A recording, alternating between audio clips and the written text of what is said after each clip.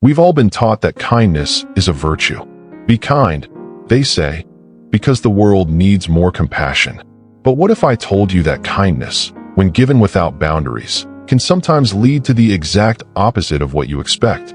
Have you ever noticed that the more you give, the more people expect? That sometimes, instead of earning respect, your kindness invites indifference, or even exploitation. It's a paradox that many kind-hearted people face. White heavy checkmark, you help others, expecting gratitude, but get taken for granted. White heavy checkmark, you say yes to every request, only to feel exhausted and unappreciated. White heavy checkmark, you always offer support, yet people still treat you with less respect. So why does this happen? And more importantly, how can you be kind without being taken advantage of? This isn't just a modern problem. Even great spiritual teachers like Buddha and Zen masters faced ridicule despite their boundless compassion. Their lesson? Backhand index pointing right, kindness without wisdom leads to imbalance.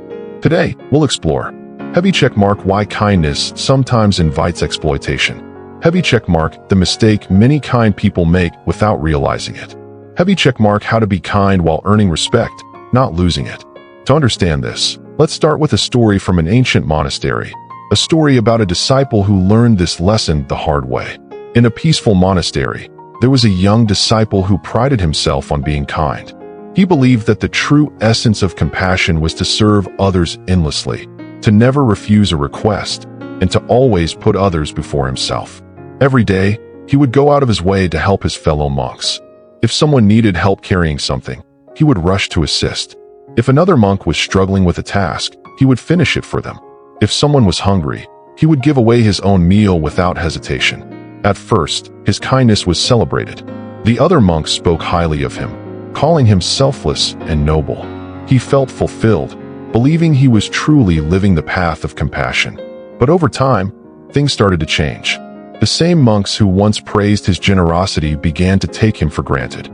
They left their responsibilities unfinished, knowing the disciple would step in. Some spoke to him harshly, confident he would never argue. Others expected him to always say yes, as if his kindness was their right. Instead of feeling valued, the disciple felt exhausted and disrespected. The kindness that once brought him admiration now made him invisible. One evening, tired and confused, he approached his teacher, a wise Zen master. "Master," he asked, "why does my kindness bring me disrespect instead of gratitude? I have given without hesitation, yet instead of appreciation, I feel overlooked and taken for granted." The master smiled knowingly and said, "Let me tell you a story. A modern-day example, the overworked employee. This isn't just an ancient lesson. It happens today, in workplaces, friendships, and even families. Take Michael, a hard-working employee at a corporate office. Michael was the type of person who always helped out. If a coworker needed extra time on a project, he would cover for them. If his boss asked for volunteers, he was the first to raise his hand. If there was extra work, he would stay late to finish it, without extra pay.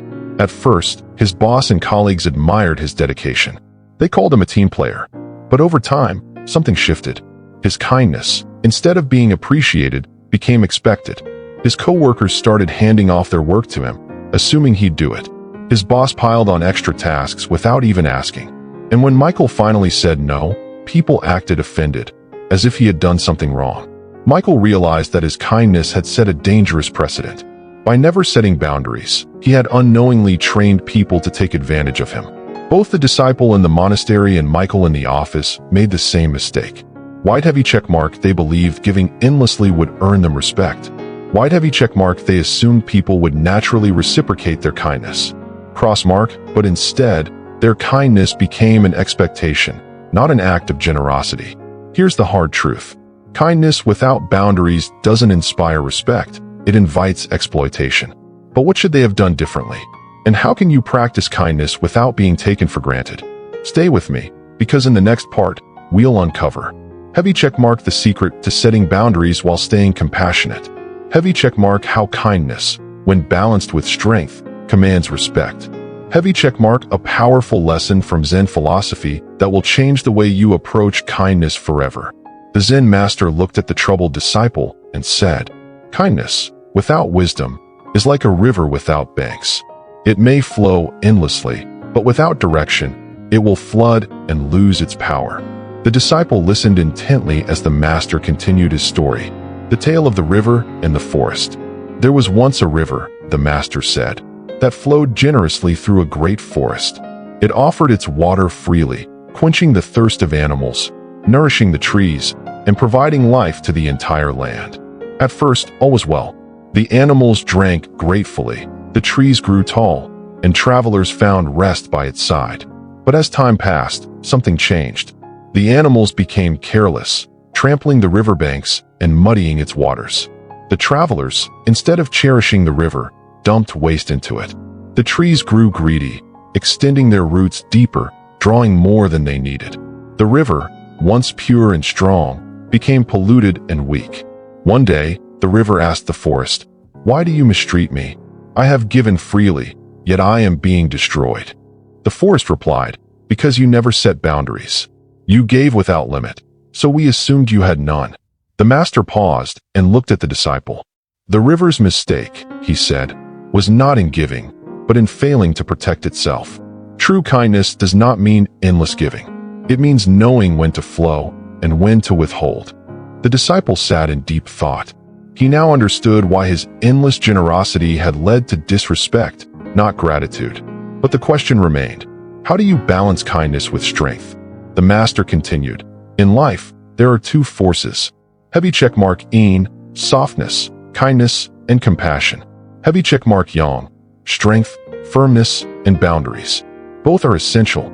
Too much yin, kindness without strength, equals people take advantage of you.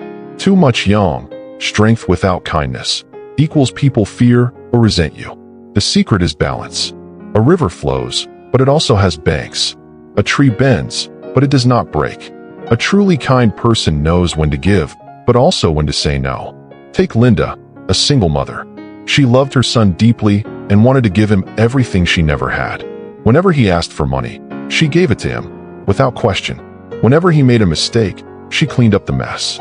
She never said no, believing that endless love meant endless giving. But over time, something changed. Her son stopped saying thank you. He expected help without effort. He grew resentful when she didn't immediately give in.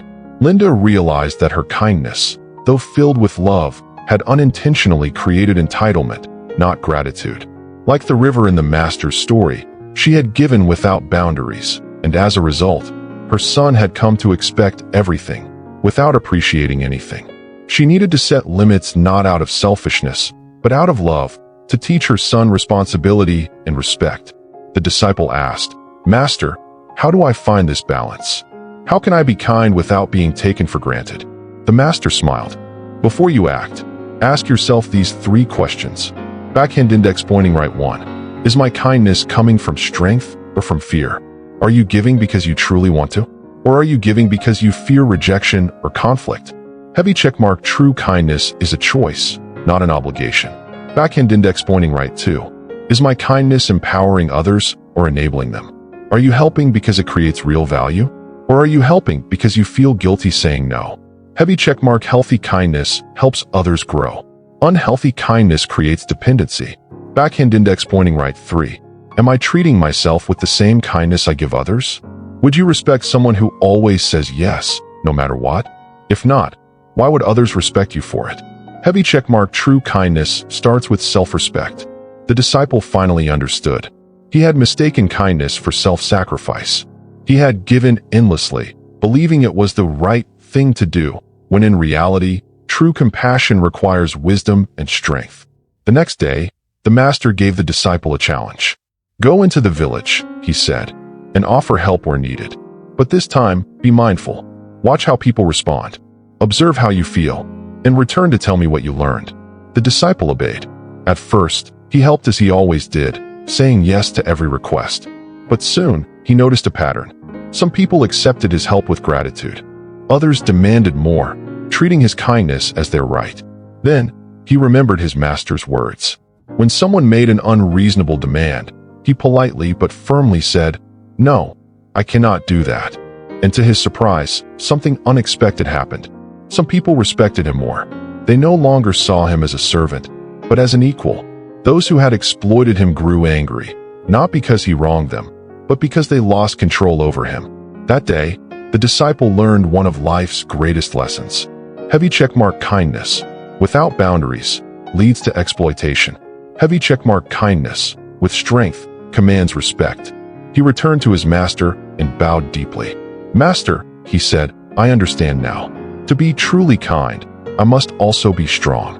The master nodded. "A tree that bends with the wind does not break, but a tree that bends too much loses its roots. Let your kindness bend, but never let it break." Final thoughts: the true power of balanced kindness. Too often, we assume that kindness means always saying yes, always sacrificing, always putting others first.